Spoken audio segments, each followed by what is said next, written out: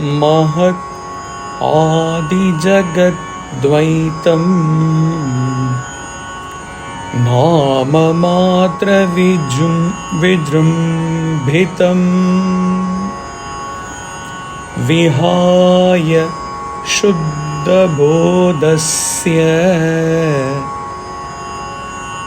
kṛtyamavaśiṣyate.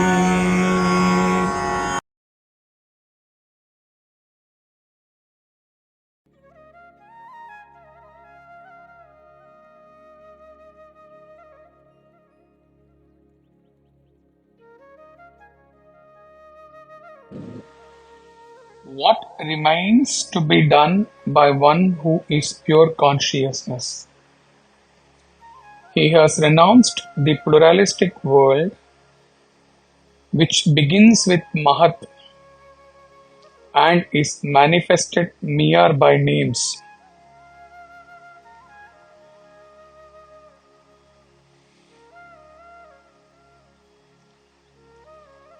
We went through this circle starting from Purusha and we dealt with mahat in the Sankhya Yoga in the creation session. Purusha, Prakriti, Mahat, intellect, Ahankara, Buddhi, 5 Jnanendriyas, 5 Karmendriyas, 5 Tanmatras, etc. Ultimately, all the so-called manifestation of mahat, intellect at the macrocosm level, down to the minute microcosm level of human beings, animals, etc., all are just names and forms.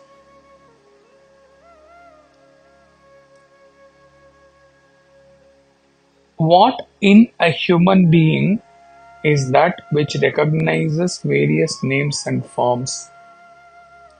It is his abhasa or ego. First, he recognizes his own form, identifies himself with his own name and form, and with that identity, he goes on to perceive the world of names and forms.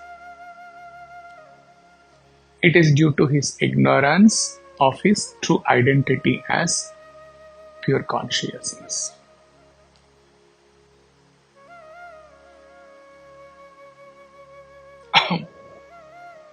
Then, with spiritual evolvement, in one birth or the other, he attains self-realization and, most important, on attaining self-realization, he transcends his abhasa, his ego, his identification with his own name and form. Once one has transcended his own identity as BMI, then and then only he can transcend the names and forms of everything in this creation, from the highest to the lowest level. One who exists verily as changeless consciousness does not have anything to do with all the manifested names and forms.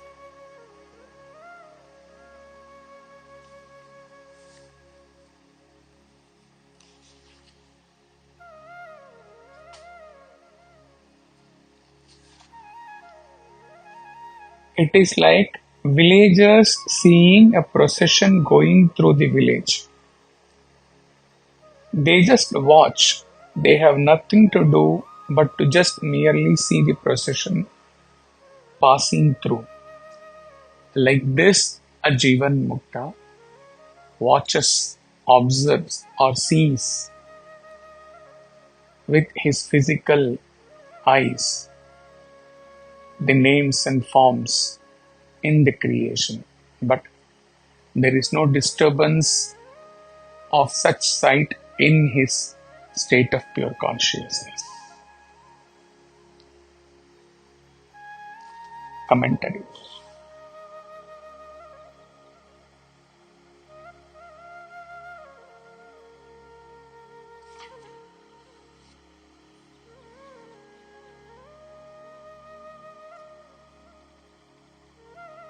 The liberated in life is one who has transcended his ego and has awakened to the infinitude of the self.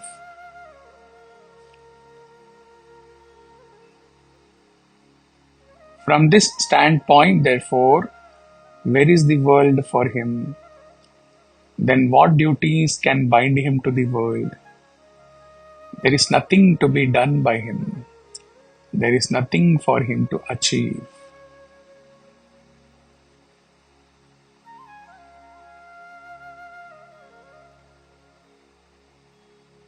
In this supreme state of fulfillment, he has already done all that is to be done. He has nothing more to achieve in the world of names and forms.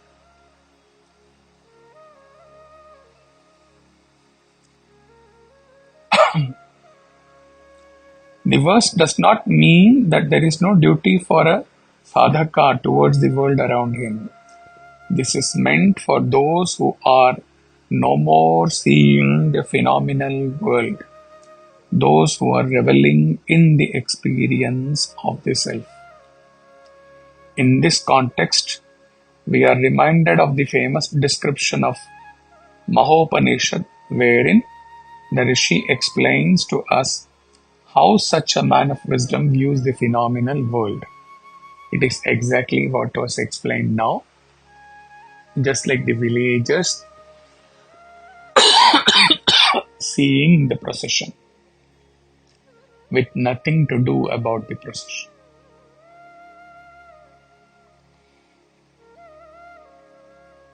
Similarly, the liberated in life with perfect detachment watches the parade of the world that marches in front of his awareness.